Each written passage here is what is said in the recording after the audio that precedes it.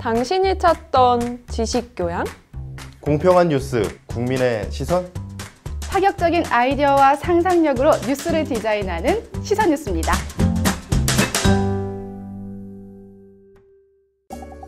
이 주 넘게 기침으로 고생하던 두오는 진찰을 위해 동네 병원에 갔습니다.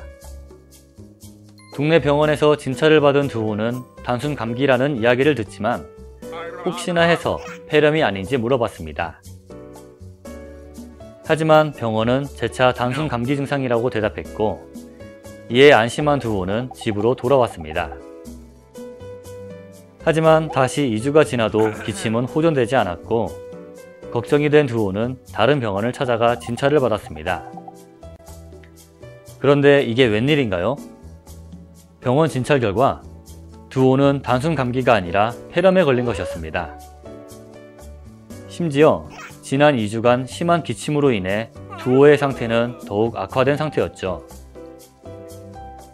이에 화가 난 두오는 단순 감기로 오진했던 첫 번째 병원을 고소했습니다.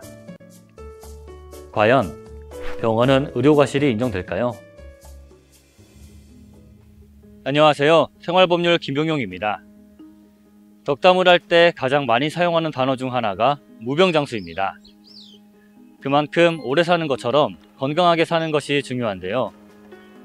하지만 살다 보면 잔병치레를 하게 되고 이럴 때 병원을 찾아갑니다.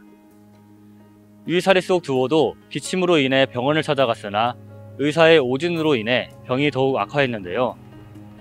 이러한 경우 두오에게 오진을 내린 의사는 의료과실로 처벌을 받을까요? 의료사고에서 의사의 과실 유무를 판단할 때에는 같은 업무와 직무에 종사하는 보통인의 주의 정도를 표준으로 하여야 하며 여기에는 사고 당시의 일반적인 의학 수준과 의료 환경 및 조건, 의료 행위의 특수성 등이 고려되어야 합니다. 따라서 적절한 진단 방법을 행하지 않거나 명백한 오진이 있는 때에는 원칙적으로 과실을 인정해야 할 것입니다.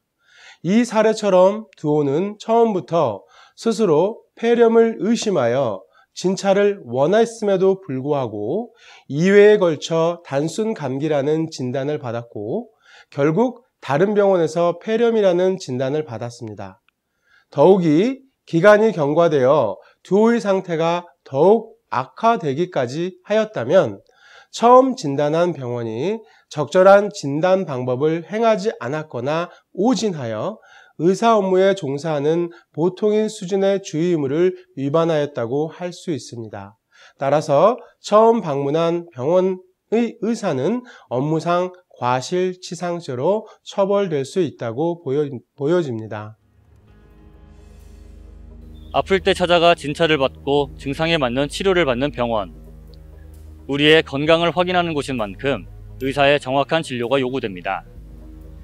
의사의 실수로 인한 의료과실은 사람에게 치명적인 결과를 발생시킬 수도 있는데요.